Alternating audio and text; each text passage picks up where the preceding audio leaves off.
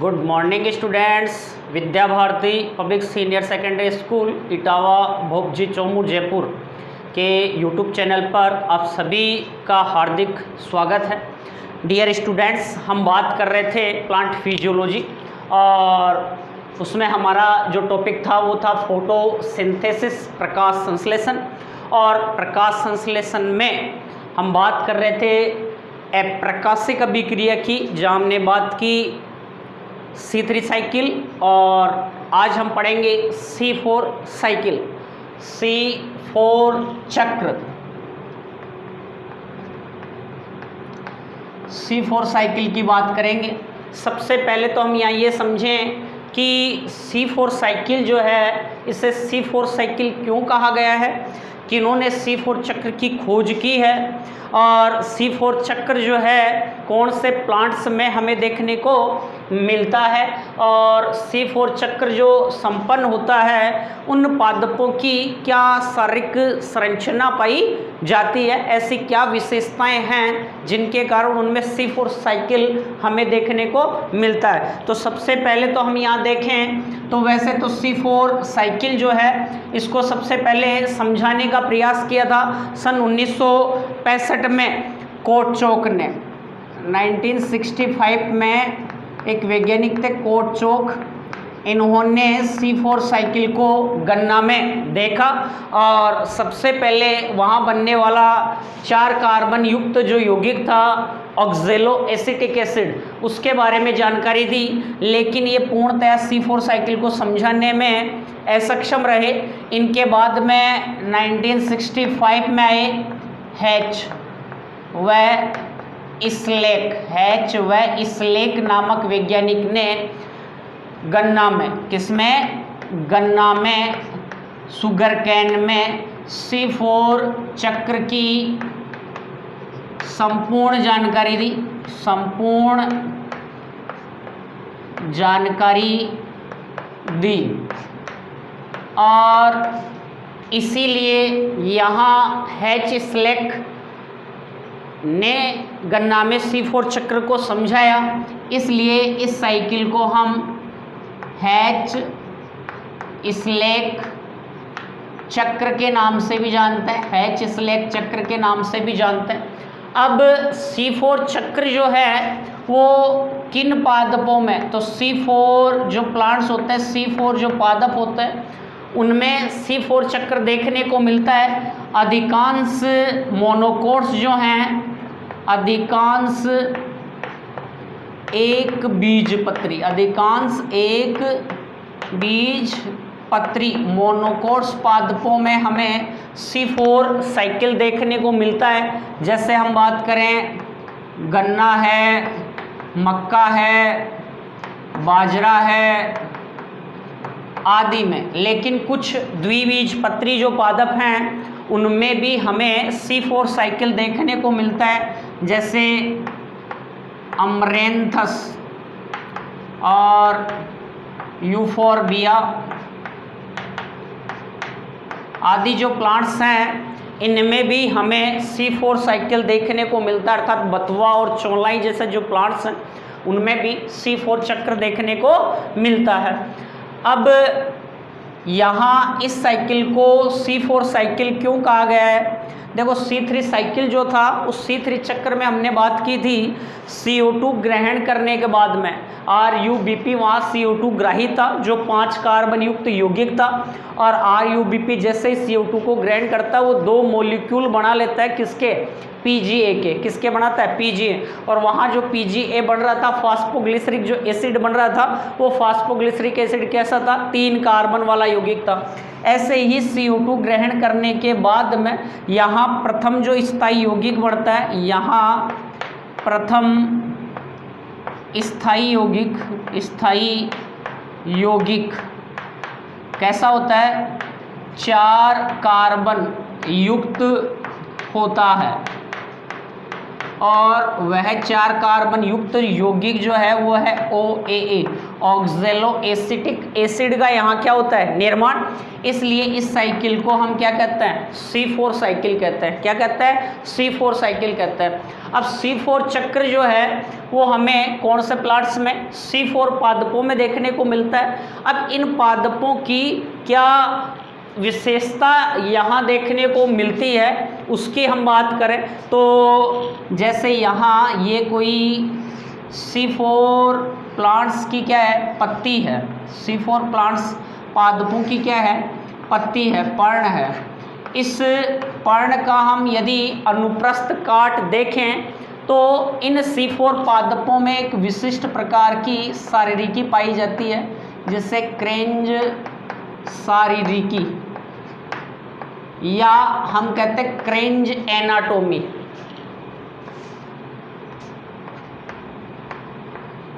क्रेंज anatomy कहेंगे। क्या कहेंगे क्रेंज शारीरिकी या क्या कहेंगे क्रेंज एनाटोमी कहेंगे। अब क्रेंज शारीरिकी क्या है, क्रेंज एनाटोमी क्या है, तो C4 प्लांट्स जो हैं पादप जो हैं उन्हीं में क्रेंज एनाटोमी हमें देखने को मिलती है। जैसे इस पत्ती का अनुप्रस्थ काट हम देखें तो ये जैसे पर्ण की ऊपरी बाह्य त्वचा है और यहाँ हम देखें तो ये निचली बाह्य त्वचा है पत्ती की। पर्ण की यहाँ 2 सतह हैं, ऊपरी और नीचे वाली। इनके बीच का जो भाग है वो पूरा भाग कहलाता है पर्ण मध्योतक कहलाता है। C3 जो प्लांट्स होते हैं उनमें यहाँ केवल एक ही प्रकार की सेल्स होती हैं जिन्हें हम पर्ण मध्योतक कोशिकाएं कहते हैं, जबकि यहाँ हमें 2 प्रकार की कोशिकाएं दिखाई देती हैं। देखो ये यहाँ जैसे C4 प्लांट्स की जो पत्तियाँ हैं, इन पत्तियों में मैं यहाँ बात करूँ कि ये पूरा का पूरा क्या है संवहन क्या है बंडल है, मतलब यहाँ जाइलम और कौन प्रेजेंट है फ्लोएम। इन जाइलम और फ्लोएम को बाहर से विशेष प्रकार की कोशिकाओं द्वारा क्या किया गया है घेरा हुआ है। ये बाहर से संवहन जो बंडल हैं जाइलम फ्लोएम जो हैं ये बाहर से विशेष प्रकार की सेल्स के द्वारा क्या है घिरे हुए हैं। ये कोशिकाएं हैं जिनकी भित्ति दृढ़ है, मोटी भित्ति है, और ये जो सेल्स हैं इन सेल्स को हम कहते हैं ये पूरा का पूरा अंदर वाला जो पार्ट है ये है संवहन बंडल। संवहन क्या है बंडल है जहाँ जाइलम और कौन है फ्लोएम, और संवहन बंडल को चारों तरफ से घेरने वाली जो कोशिकाएं हैं इन कोशिकाओं को कहते हैं बंडल शीथ या बंडल आच्छद। बंडल आच्छद क्या कह रहे हैं कोशिकाएं कह रहे हैं। क्या कह रहे हैं बंडल आच्छद क्या कह रहे हैं कोशिकाएं या बंडल शीथ क्या कह रहे हैं सेल्स कह रहे हैं। और इनके बाहर यहाँ पूरी जो बाकी सेल्स हैं ये कोशिकाएं कहलाती हैं पर्ण मध्योतक। क्या कहलाती हैं पर्ण मध्योतक कोशिकाएं कहलाती हैं। क्या कहलाएंगी पर्ण मध्योतक क्या कहलाएंगी कोशिका, या मीजोफिल क्या कहलाएंगी कोशिका। ध्यान दो यहाँ ये पर्ण का अनुप्रस्थ काट है, इस अनुप्रस्थ काट को देखें तो इस पर्ण में हमने बात की कि यहाँ जैसे संवहन क्या है बंडल जहाँ जाइलम और कौन है फ्लोएम, और संवहन मंडल को विशेष प्रकार की कोशिकाओं द्वारा क्या किया गया है घेरा गया है। और ये विशेष प्रकार की जो कोशिकाएं हैं इन कोशिकाओं को हम कहते हैं बंडल आच्छद कोशिका, और इनके बाहर जो बाकी सेल्स हैं इन कोशिकाओं को कहते हैं पर्ण मध्योतक कोशिका। तो जो C4 प्लांट्स हैं उनमें क्रेंज शारीरिकी बनती है। वो क्या है क्रेंज शारीरिकी कैसी है, तो यहाँ 2 प्रकार की कोशिका बनी, एक बंडल आच्छद कोशिका है, एक पर्ण मध्योतक क्या है कोशिका है। जो बंडल आच्छद कोशिका है वो हमें संवहन बंडल को किस प्रकार से घेरे हुए है एक माला रूपी संरचना के रूप में ये क्या क्या हैं घेरे हुए हैं।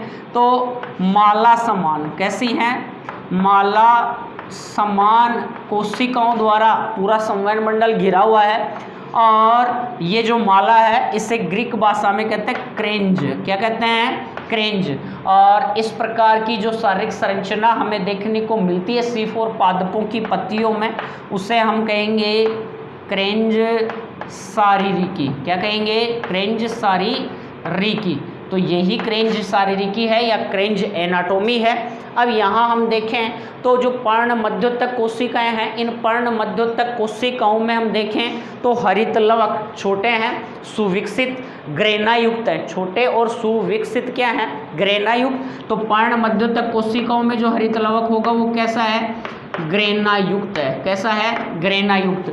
जबकि यहाँ जो बंडल शीत जो कोशिकाएं हैं उनमें हम क्लोरोप्लास्ट या हरित लवक की बात करें तो वो कैसा होता है? ग्रेना विहीन। यहाँ हरित लवक में ग्रेना प्रेजेंट नहीं होता है और बड़े आकार के हरित लवक इनमें हमें देखने को मिलते हैं। तो ग्रेना जहाँ है वहाँ प्रकाशिक अभिक्रिया होगी और ग्रेना जहाँ नहीं है वहाँ अप्रकाशिक अभिक्रिया होगी। तो हम यहाँ देखें तो ये जो C4 प्लांट्स की पत्तियाँ हैं इनमें हमें दो प्रकार के हरित लवक देखने को मिलते हैं। पर्ण मध्योतक कोशिकाओं में हरित लवक अलग है और बंडल आच्छादित कोशिकाओं में हरित लवक अलग है।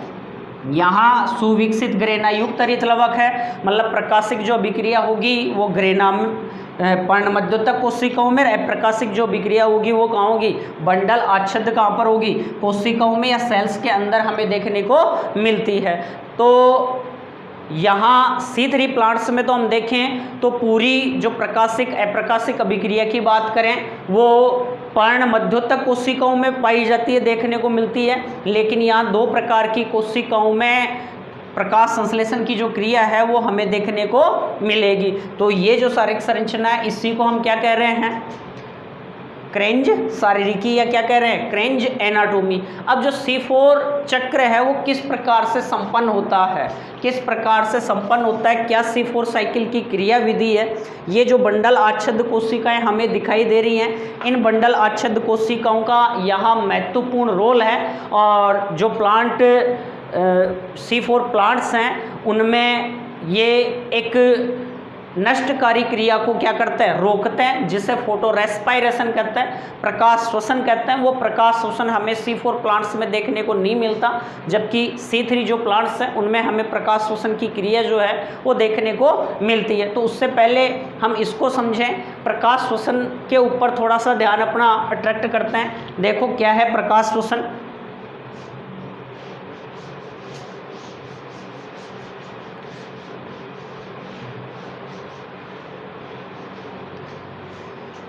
देखो ये हम बात करें जैसे ये कोई C3 प्लांट्स की पत्ती है, C3 पादप, और इधर हम बात कर रहे हैं C4 पादपों की। किसकी बात कर रहे हैं? C4 पादपों की। C3 जो पादप हैं, अधिकांश C3 पादप होते हैं, उन C3 पादपों में केवल एक ही प्रकार की क्या है? कोशिका। तो इस पूरी पत्ती में मैं एक ही कोशिका बनाता हूँ। जैसे ये पूरी की पूरी जो सेल है, थोड़ा सा और बड़ा कर ले,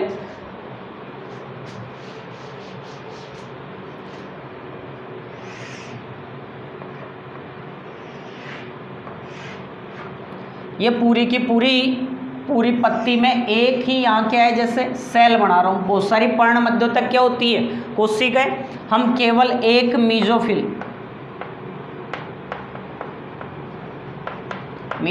सेल की क्या कर रहे हैं? बात। एक पर्ण मध्योतक कोशिका की क्या कर रहे हैं? बात कर रहे हैं। और यहाँ एक पर्ण मध्योतक कोशिका में जैसे हरित लवक था, हरित लवक में हम देखें तो यहाँ क्या था? यहाँ जैसे थाइलेकोइड था। क्या था? थाइलेकोइड। तो थाइलेकोइड जो था ये पूरा भाग क्या था? स्ट्रोमा। पूरा भाग क्या था? स्ट्रोमा। तो ये जो थाइलेकोइड है, थाइलेकोइड है, यहाँ प्रकाश संश्लेषण की कैसी क्रिया हो रही थी? प्रकाशिक अभिक्रिया। और यहाँ कैसी अभिक्रिया हो रही थी? अप्रकाशिक अभिक्रिया। यहाँ प्रकाशिक अभिक्रिया में जल के अणु का क्या हो रहा था? विघटन। H+ आयन इलेक्ट्रॉन और क्या मुक्त हो रही थी? O2 यहाँ पर क्या हो रही थी? रिलीज हो रही थी। हाइड्रोजन आयन यहाँ थाइलेकोइड से बाहर आते हैं, तो ये किसका निर्माण करते हैं? ADP और अकार्बनिक फॉस्फेट क्रिया करके ये किसका निर्माण करते हैं? ATP का। और इलेक्ट्रॉन फोटो सिस्टम फर्स्ट से सेकंड से जाते हैं, तब ये क्या बनाएंगे, NADPH2 या NADPH का क्या करता है, निर्माण। और यहाँ पूरी की पूरी कैसी रिएक्शन हो रही थी, C3 चक्र या केल्विन बेंसन चक्र हमें देखने को मिलता है, जहाँ CO2 को क्या किया जाता है, ग्रहण किया जाता है। और सबसे प्रथम CO2 ग्राही RuBP था और प्रथम स्थायी यौगिक PGA का निर्माण होता है। और इस C3 साइकिल के दौरान बहुत सारे 3 कार्बन युक्त यौगिक, 4 कार्बन युक्त यौगिक, 5 कार्बन युक्त यौगिक, 6 कार्बन युक्त यौगिक, 7 कार्बन युक्त यौगिकों का निर्माण होता है। और साथ ही साथ यहाँ पर C6H12O6 का क्या होता है, निर्माण, ग्लूकोज या कार्बोहाइड्रेट का क्या होता है, निर्माण होता है। तो ये तो पूरा C3 प्लांट्स में हमें देखने को मिलता है। लेकिन होता क्या है, यहाँ जो C3 साइकिल होता है, इस C3 साइकिल में यहाँ एक एंजाइम काम करता है जो CO2 जब RuBP जब CO2 ग्राही का काम करता है, उस समय यहाँ एक एंजाइम काम में आता है जिसको कहते हैं रूबिस्को। कौन सा एंजाइम है, रूबिस्को, राइबोलोज बाइफॉस्फेट कार्बोक्सिलेज ऑक्सीजनेज, मतलब कार्बोक्सिलीकरण की क्रिया भी करेगा और ऑक्सीकरण की क्रिया भी करेगा। दोनों प्रकार की क्रियाओं में ये एंजाइम क्या करता है, भाग लेता है। हम बात करें जैसे C3 प्लांट्स की, तो यहाँ जैसे पत्ती है और पर्ण में हम बात करें तो ये जैसे पत्ती में क्या प्रेजेंट है, रंध्र उपस्थित हैं। क्या उपस्थित है, रंध्र। और ये जो रंध्र है कैसा रंध्र है, खुला रंध्र है, ओपन रंध्र है, खुला रंध्र है। और इन रंध्रों के द्वारा गैसों का क्या होता है, एक्सचेंज होता है, गैसों का विनिमय होता है, साथ ही वाष्पोत्सर्जन की क्या होती है, क्रिया होती है। तो हम यहाँ देखें तो जब CO2 की मात्रा अधिक होती है, ये जो रूबिस्को एंजाइम है, प्रकाश श्वसन क्या है, सबसे पहले तो प्रकाश श्वसन को हम देखें, उसके बाद में देखें रूबिस्को की। प्रकाश श्वसन क्या है, प्रकाश श्वसन एक नष्टकारी प्रक्रिया है, फोटो रेस्पायरेशन एक नष्टकारी प्रक्रिया है। प्रकाश की उपस्थिति में पेड़ पौधे जो हैं ऑक्सीजन द्वारा कार्बनिक जो पदार्थ हैं उनका विघटन करते हैं और विघटन के दौरान CO2 का निर्माण करते हैं। लेकिन कोई ऊर्जा यहाँ पर नहीं बनती है, कोई ऊर्जा यहाँ नहीं बनती है। सामान्य श्वसन की हम बात करें, सामान्य श्वसन में O2 की उपस्थिति में ग्लूकोज जैसे कार्बनिक पदार्थों का विघटन किया जाता है और विघटन के दौरान क्या बनती है, ऊर्जा। विघटन के दौरान ऊर्जा का निर्माण होता है, बनने वाली CO2 को बाहर रिलीज कर दिया जाता है। लेकिन पादपों में हम प्रकाश श्वसन को देखें तो यह एक नष्टकारी क्रिया है, मतलब प्रकाश की उपस्थिति में O2 द्वारा कार्बनिक जो पदार्थ है, कार्बनिक पदार्थों का दहन भी होता है, ऑक्सीकरण भी होता है कार्बनिक पदार्थों का, लेकिन कोई ऊर्जा नहीं बनती है। साथ ही CO2 मुक्त होती है, किसी ऊर्जा का निर्माण नहीं होता है। इसलिए कार्बनिक पदार्थ भी नष्ट हो गया और कोई ऊर्जा भी नहीं मिल पा रही है। इसलिए ये एक वेस्ट प्रक्रिया है, एक नष्टकारी क्या होती है, क्रिया होती है, जो हमें यहाँ केवल और केवल C3 प्लांट्स में ही देखने को मिलती है, C4 प्लांट्स में नहीं होती है। क्यों नहीं होती है उसकी बात आगे करेंगे। फिलहाल आप इतना ध्यान रखो कि प्रकाश श्वसन केवल C3 पादपों में होगी, किस में नहीं होगी, C4 प्लांट्स में नहीं होगी। क्यों नहीं होगी वो आगे देखें हम। तो होता क्या है प्रकाश श्वसन में, अभी हमने बात की कि ये जो रूबिस्को है भैया, ये रूबिस्को का जो प्रेम है वो CO2 के प्रति भी है और O2 के प्रति भी है। रूबिस्को जो एंजाइम है ये CO2 से भी जुड़ सकता है और O2 से भी जुड़ सकता है। रूबिस्को CO2 से भी और किससे, O2 से भी जुड़ सकता है, लेकिन इसका अधिक जो प्रेम है वो किसके प्रति है, CO2 के प्रति। जैसे ये कोई बच्चा है, मानो ये रूबिस्को कोई क्या है, बच्चा है, और यहाँ CO2 की बात करें तो ये इसकी माँ है और ये इसका पिता है। तो बच्चा सामान्यतया हम देखते हैं तो माँ से अधिक क्या करता है, प्रेम करता है। तो ये जो रूबिस्को है ये CO2 से जुड़ने के प्रति अधिक सक्षम है, या सामान्यतया पहले CO2 से ही ये क्या करता है, क्रिया करता है। तो जब तक माँ रहेगी बच्चा माँ से क्या करेगा, क्रिया करेगा। मतलब CO2 की सांद्रता यदि अधिक है या माँ ही उपस्थित है तो बच्चा माँ से ही प्रेम करेगा, या पिता और माँ दोनों उपस्थित हैं तो बच्चा माँ के पास ही अधिक रहना पसंद करता है। ऐसे ही यहाँ यदि CO2 और O2 दोनों की सांद्रता बराबर भी है तो जो रुबिस्को है वो किससे जुड़ेगा? CO2 से। मतलब इस O2 में CO2 में रुबिस्को से जुड़ने के प्रति क्या होती है? प्रतिस्पर्धा होती है। अब इस प्रतिस्पर्धा को कैसे दूर किया? इस प्रतिस्पर्धा को दूर किया जब तक CO2 है या दोनों की सांद्रता बराबर है तब तो रुबिस्को किससे बाइंड होगा? CO2 से। मतलब किसका काम करेगा? कार्बोक्सिलीकरण का काम करेगा। और जब CO2 नहीं है अर्थात जब माँ यहाँ नहीं है तो बच्चा स्वाभाविक है किसके पास जाएगा? पिता के पास। उस समय जो रुबिस्को है ये किससे बाइंड होगा? किससे क्रिया करेगा? O2 से। और उस समय ये ऑक्सीजनेज के समान काम करेगा, ऑक्सीकरण के समान काम करेगा, O2 से क्रिया करेगा। अब यहाँ प्रकाश श्वसन होता कैसे है? तो जैसे गर्मियों की बात करें तो गर्मियों में ये जो स्टोमेटा है, गर्मी अधिक पड़ रही है, तो गर्मी अधिक पड़ रही है तो होगा क्या? प्लांट्स जो है अपने रंध्रों को क्या कर देगा? बंद कर देगा। जैसे ही रंध्रों को बंद किया, अंदर की चीज़ अंदर, बाहर की चीज़ बाहर। मतलब यहाँ गैसेज का जो विनिमय है वो भी क्या हो गया? रुक गया। और पादप श्वसन के दौरान जो CO2 मुक्त कर रहा है, इसके अलावा जो अन्य CO2 मुक्त कर रहा है, ठीक है, और O2 जो बन रही है यहाँ प्रकाश संश्लेषण की क्रिया के दौरान CO2 को पादप बाहर से ले नहीं पा रहा है, तो उन परिस्थितियों में यहाँ जो पादप की पर्ण है, पत्ती है, उसमें O2 की सांद्रता क्या हो जाएगी? हाई। O2 की सांद्रता बढ़ जाएगी और O2 की सांद्रता जैसे ही बढ़ेगी ये जो रुबिस्को है अब ये किससे बाइंड नहीं होगा? CO2 से। और किससे बाइंड होगा? O2 से। किससे जुड़ेगा? O2 से। और नाम ही जैसे इसका था, राइबोलोज बाइफॉस्फेट कार्बोक्सिलेज ऑक्सीजनेज, तो अब ये ऑक्सीजनेज एंजाइम के समान काम करेगा और O2 से जुड़ेगा। जैसे ही O2 से जुड़ेगा अब PGA का निर्माण क्या हो जाएगा? अवरुद्ध हो जाएगा और 2 कार्बन युक्त फास्फोग्लाइकोलेट अम्ल का क्या होगा? निर्माण होगा। फास्फोग्लाइकोलिक अम्ल का क्या होगा? निर्माण होगा। और इसीलिए अब जो 2 कार्बन युक्त जो यौगिक बनेगा उससे फास्फोग्लाइकोलिक अम्ल कह रहे हैं, या इसीलिए इसे ग्लाइकोलेट क्या कहते हैं? चक्र कहते हैं। और इसके कारण C3 साइकिल की क्रिया अवरुद्ध हो जाएगी। मतलब प्रकाश संश्लेषण की क्रिया क्या हो जाएगी? कम हो जाएगी। प्रकाश संश्लेषण की क्रिया क्या हो जाएगी? कम हो जाएगी। और कार्बोहाइड्रेट जो निर्माण की क्रिया है वो भी यहाँ पर क्या हो जाएगी? बाधित हो जाएगी। तो प्रकाश श्वसन हमें केवल और केवल किन में देखने को मिला? C3 प्लांट्स में। क्यों? क्योंकि उनकी कहाँ तक? पर्ण मध्य तक जो कोशिकाएं थी वहाँ जहाँ C3 साइकिल संपन्न हो रहा था वहाँ तक ऑक्सीजन पहुँच गई। ऑक्सीजन ने किसके साथ क्रिया कर ली? रुबिस्को से। रुबिस्को अब ऑक्सीजनेज O2 की सांद्रता में ऑक्सीजनेज के समान करेगा, CO2 की सांद्रता में ये कार्बोक्सिलेज के समान करेगा, कार्बोक्सिलीकरण की क्रिया में भाग लेगा।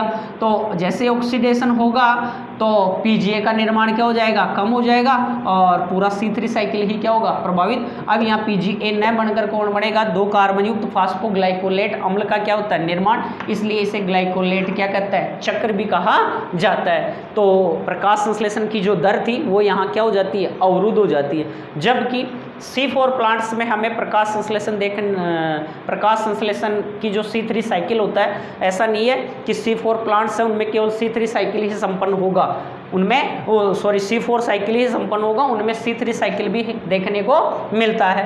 तो वहाँ हम देखें तो पर्ण मध्योतक जो कोशिकाएं हैं, आगे बात करेंगे, पर्ण मध्योतक जो कोशिकाएं हैं, इन पर्ण मध्योतक कोशिकाओं के अंदर C3 साइकिल उनमें संपन्न न होकर किनमें संपन्न होगा? जो पुल आच्छादित कोशिकाएं उनमें। और पुल आच्छादित कोशिकाएं CO2 जो है या O2 और CO2 जो हैं इन दोनों को ही आने नहीं देती हैं। CO2 जो है विभिन्न रासायनिक पदार्थों के रूप में ही कहाँ जाएगी? पर्ण मध्योतक कोशिकाओं में CO2 को जाने की ही इजाज़त दी जाएगी, जबकि O2 को जाने की इजाज़त नहीं दी जाएगी। इसलिए O2 वहाँ रुबिस्को से नहीं जुड़ेगी, रुबिस्को से नहीं जुड़ेगी, मतलब प्रकाश श्वसन की क्रिया नहीं होगी। कैसे नहीं होगी अभी हम बात करते हैं। तो देखो C4 साइकिल कैसे संपन्न होता है। हमने अभी बात की जो C4 साइकिल है, C4 चक्र है, वह पादप की दो प्रकार की कोशिकाओं, एक पर्ण मध्योतक कोशिकाओं और एक कौन सी, बंडल आच्छादित कोशिकाओं में देखने को मिलता है। पर्ण मध्योतक और बंडल आच्छादित कोशिकाओं में देखने को मिलता है। तो जैसे मैं यहाँ एक सेल बना रहा हूँ, ये एक सेल, ये जो सेल है, और एक सेल में यहाँ बना रहा हूँ,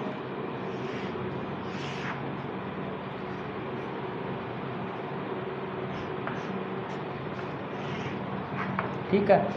इस सेल को तो मैं कह रहा हूँ पर्ण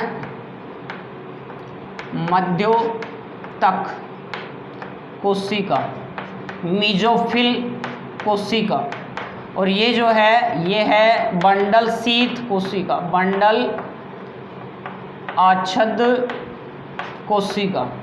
अभी आपको बताया कि जो बंडल आच्छादित कोशिका है उसमें ना तो O2 जा सकती है ना ही CO2 जा सकती है। O2 और CO2 डायरेक्ट यहाँ पर नहीं जा सकती है, लेकिन C3 साइकिल द्वारा कार्बोहाइड्रेट या ग्लूकोज निर्माण की क्रिया के लिए यहाँ CO2 की रिक्वायरमेंट है, CO2 पहुँचनी चाहिए, लेकिन वो गैस के रूप में नहीं, वो किसी रासायनिक पदार्थ के रूप में अंदर जाती है और वहाँ जाकर CO2 को मुक्त कर दिया जाता है, जो C3 साइकिल को क्या करेगी, चलाएगी या संपन्न करने का क्या करेगी, काम करेगी। अब कैसे होता है, तो यहाँ हम देखें तो C3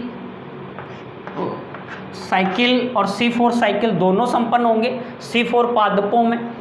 तो सबसे पहले तो CO2 को यहाँ ग्रहण किया जाता है। तो CO2 को ग्रहण करने के लिए पर्ण मध्योतक जो कोशिकाएं हैं, इन पर्ण मध्योतक कोशिकाओं में एक 3 कार्बन युक्त यौगिक होता है PEP, फास्फोइनोल पाइरुवेट। क्या है ये, यहाँ लिख देता हूँ मैं, फास्फोइनोल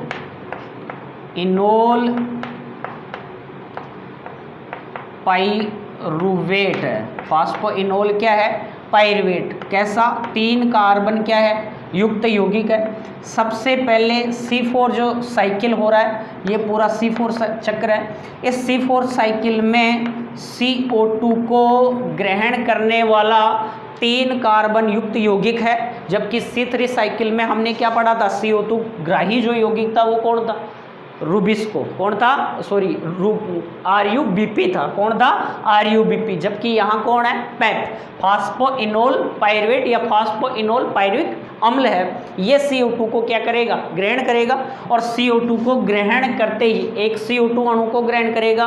हमें पता है प्रकाश संश्लेषण की क्रिया में 6 CO2 अणुओं की क्या है, रिक्वायरमेंट होती है। तो एक से संबंधित, एक से समझते हैं, एक कार्बन यहाँ है, 3 कार्बन यहाँ है, तो यहाँ सबसे पहले 4 कार्बन युक्त यौगिक का क्या होता है, निर्माण, जो कौन है, OAA, ऑक्जेलो एसिटिक एसिड। और ऑक्जेलो एसिटिक एसिड कैसा है, 4 कार्बन युक्त यौगिक है। कैसा है, 4 कार्बन युक्त यौगिक। तो C4 साइकिल में सबसे पहला जो स्थायी यौगिक बनता है वो कितने कार्बन युक्त बनता है, 4 कार्बन युक्त यौगिक बन रहा है। जबकि C3 साइकिल में 3 कार्बन युक्त यौगिक बनता है, वो कौन बनता है, PGA। कौन बनता है, PGA। जबकि यहाँ कौन बन रहा है, OAA का क्या होता है, निर्माण। अब ये जो OAA है, ये OAA यहाँ पर कुछ अपचयक शक्ति के रूप में NADPH को काम में लेता है, और यहाँ यह मेलिक अम्ल किसका निर्माण करता है, मेलिक अम्ल का क्या करता है, निर्माण, या मेलेट का क्या कर लेता है, निर्माण कर लेता है, या मेलिक अम्ल का क्या कर लेता है, निर्माण कर लेता है। और ये जो है ये भी कैसा है, 4 कार्बन युक्त क्या होता है, यौगिक यहाँ होता है। एक CO2 की बात करें तो एक एक अणु है यहाँ, यदि 6 की बात करें तो 6 मॉलिक्यूल बनेंगे। 4 कार्बन युक्त क्या है, ये अणु है, मेलिक अम्ल। ये जो मेलिक अम्ल है, ये मेलिक अम्ल अब पर्ण मध्योतक कोशिका से किस में प्रवेश कर जाएगा, पुलाच्छद कोशिका में, किस में प्रवेश कर जाएगा? पुलाच्छद कोशिका में, जिसके साथ कौन जुड़ी हुई है? CO2। कौन जुड़ी हुई है? CO2 यहाँ पर जुड़ी हुई है। ये मैलिक अम्ल यहाँ से किस में एंटर कर जाएगा? यहाँ कौन सी सेल है? बंडल आच्छद। कौन सी कोशिका है? बंडल आच्छद। मतलब पुलाच्छद कोशिका से किस में आ गया? बंडल आच्छद। अभी हमने बात की थी O2 CO2 बंडल आच्छद कोशिका में नहीं प्रवेश करती हैं, किसके रूप में? कुछ रासायनिक पदार्थों के रूप में ही वो कोशिका में क्या करती हैं? प्रवेश करती हैं। अब यहाँ आते ही जो मैलिक अम्ल है, इस मैलिक अम्ल का डी कार्बोक्सिलेशन होता है या कार्बोक्सिलीकरण होगा, जिसके दौरान ये यहाँ CO2 को क्या कर देता है? छोड़ देता है। CO2 को वापस क्या कर देता है? रिलीज कर देता है, और खुद जो है वो किस में चेंज हो जाएगा? खुद पाइरुवेट में क्या हो जाता है? चेंज हो जाता है। खुद किस में बदल जाएगा? पाइरुवेट में, पाइरुवेट में बदल जाता है। कैसा यौगिक है ये? 3 कार्बन युक्त यौगिक है। साथ ही यहाँ पर एक NADP जो है NADPH का क्या करता है? निर्माण करता है। अब वापस यहाँ से इसने CO2 को रिलीज कर दी। ये जो मुक्त हुई जो CO2 है, ये CO2 यहाँ किस में प्रवेश कर जाएगी? C3 साइकिल में।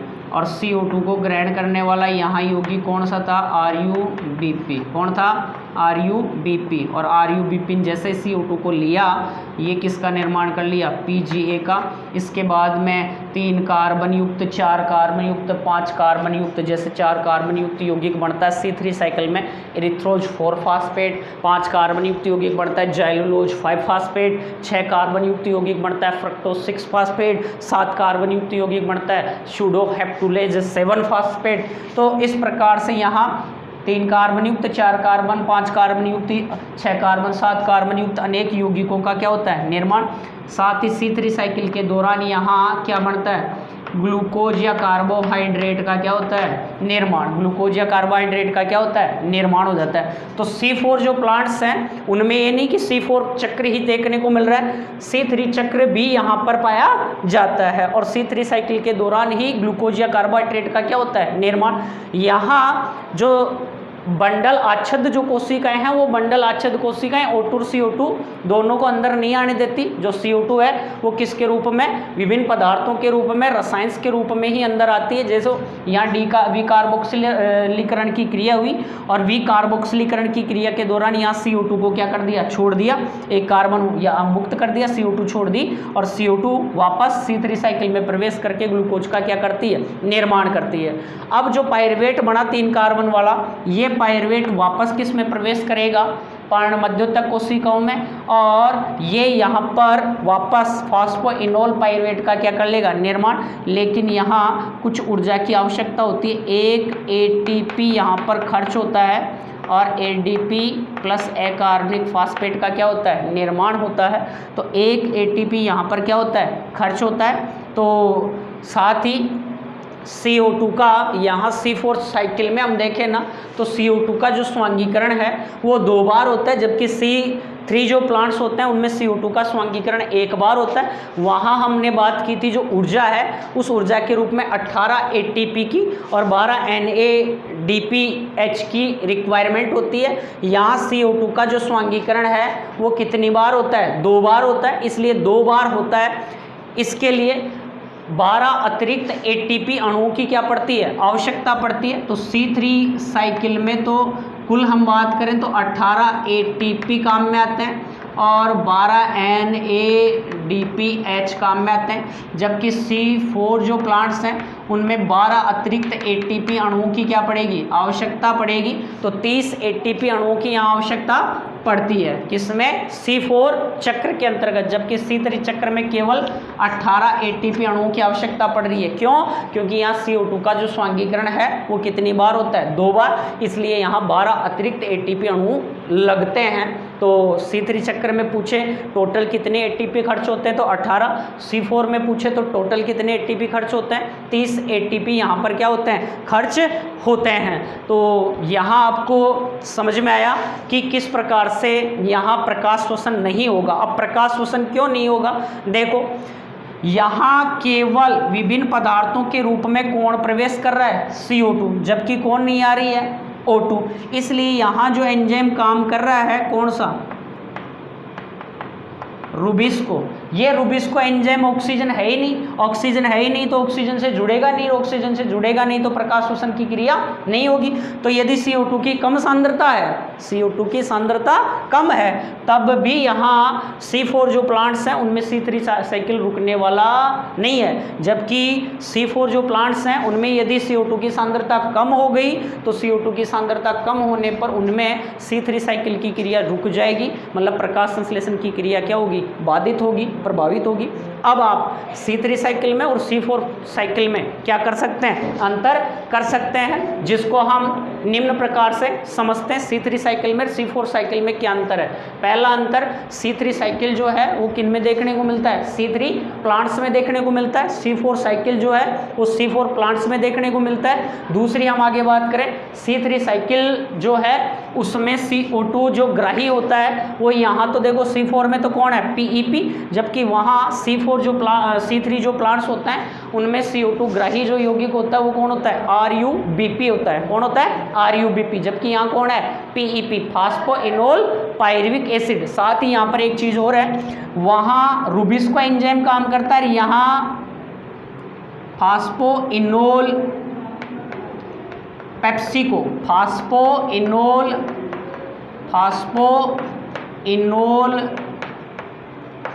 पाइरुवेट, कौन सा एंजाइम काम करता है फास्फोइनोल पाइरुवेट। तो वहाँ CO2 के कार्बोक्सिलीकरण में कौन सा एंजाइम भाग ले रहा था रूबिस्को, यहाँ कौन सा एंजाइम भाग लेता है पेप्सिको, कौन सा एंजाइम पेप्सिको फास्फोइनोल पाइरुवेट। वहाँ C3 साइकिल में 3 कार्बन युक्त यौगिक बनता है, वो कौन बनता है PGA फास्फोग्लिसरिक एसिड, जबकि यहाँ कौन बनता है OAA ऑक्जेलो एसिटिक एसिड।